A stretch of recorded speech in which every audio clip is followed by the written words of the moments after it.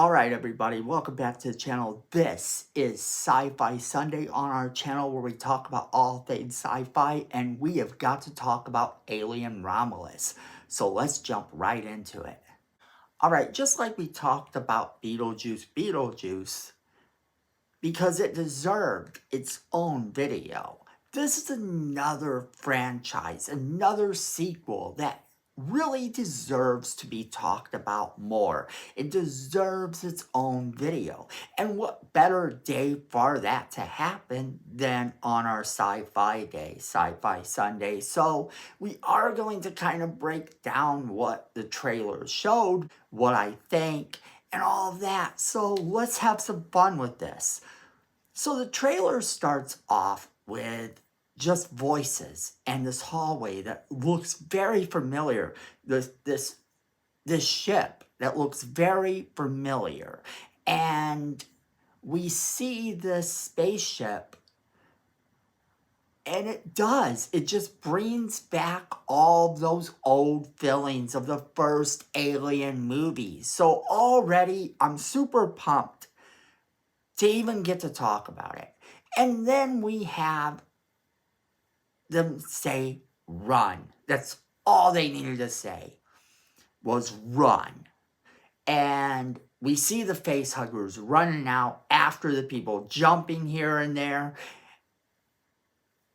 And that was pretty much our trailer, but that short little trailer, that little teaser, really astounded me because it gave those nostalgic feelings of the very first Alien movie, of which I am a massive fan. Just getting to see something that brought that level of excitement back to a franchise that so desperately needed it. A franchise that, even though I have enjoyed a lot of what went on in the franchise after the original, slowly started to kind of change its way and change it, some would argue, way too much. I enjoyed the Alien versus Predator stuff. I really enjoyed it a lot. However, that was never Alien, and that was never Predator. A one-shot movie of Alien versus Predator was all I ever felt we needed, and then the two worlds blended together so much that one overshadowed the other, and then the other overshadowed that one, and it just kept playing this game of which movie is going to take precedence in whatever story was being told. And that kind of hurt this franchise a lot. Now, it's not that I didn't enjoy what they did, because I did, but it still sort of hurt the franchise a lot. Now, that being said, this trailer brought back everything that was exciting about this movie. Everything. Just in that one little clip. Now, this is what we have heard about this movie. We have heard that the director, Fede Alvarez, and I'm sorry if I butcher his name, was talking about the special effects. And he said that there was not going to be any green screens.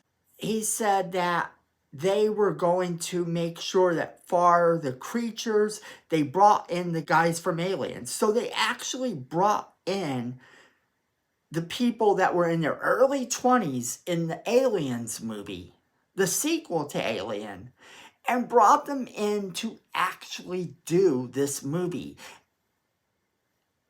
And I think that works, because that was a different time that didn't rely heavily on CGI, that didn't rely heavily on green screens. A lot more practical effects were done, so already you kind of know that it has a little bit more of the puppeteering and animatronics that made the other movie really great. And just seeing that happen in this movie is going to be exciting. It's going to be kind of that throwback, kind of that nostalgic that we need.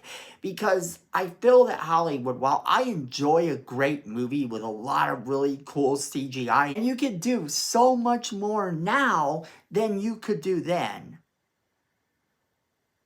I still enjoy practical effects. I still enjoy it when you get someone that can do this makeup, do this animatronic bit and make it work.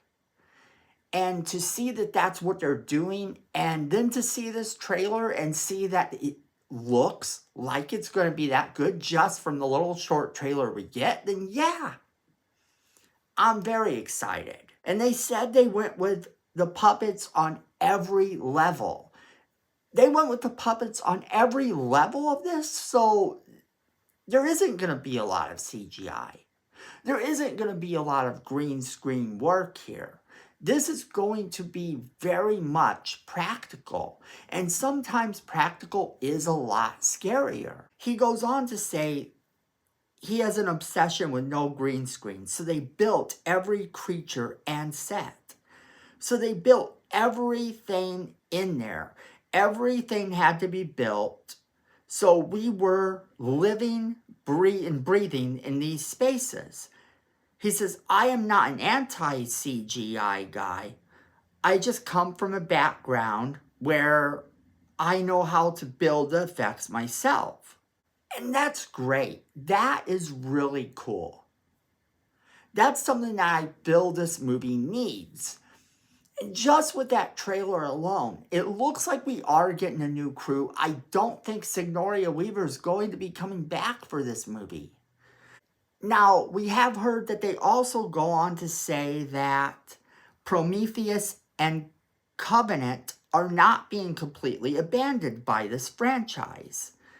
Since the 1979 original has overgone all these different interpretations and all this different stuff, it's nice that they are able to take this movie and make it to where some of the ones that happened before are indeed still canon. They're still there.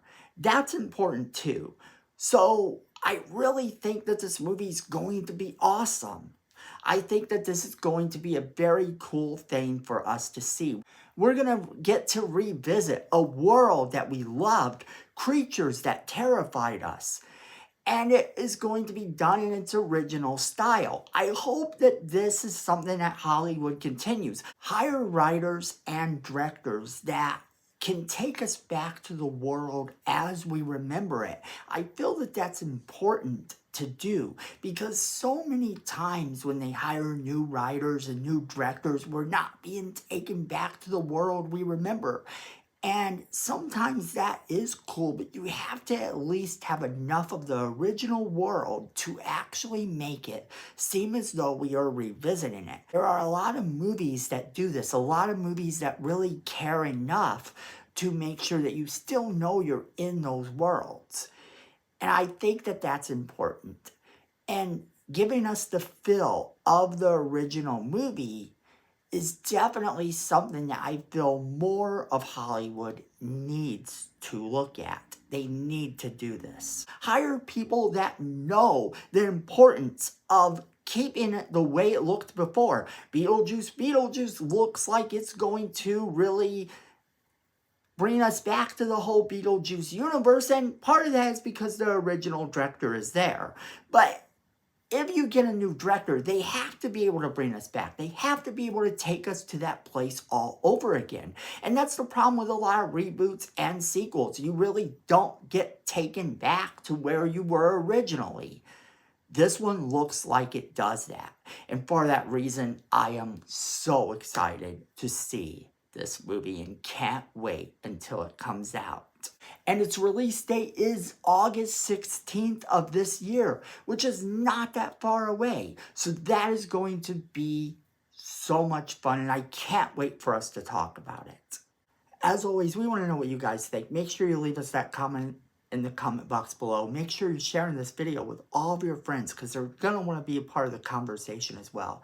Don't forget to hit that like button. Miko says we need more subscribers, so you don't want to disappoint Miko. So make sure after you hit that like button, you hit that subscribe button and hit that notification bell so you don't miss a single video we do. And then friends, at the end of the day, I know it, you know it, and Miko knows that fandom is family.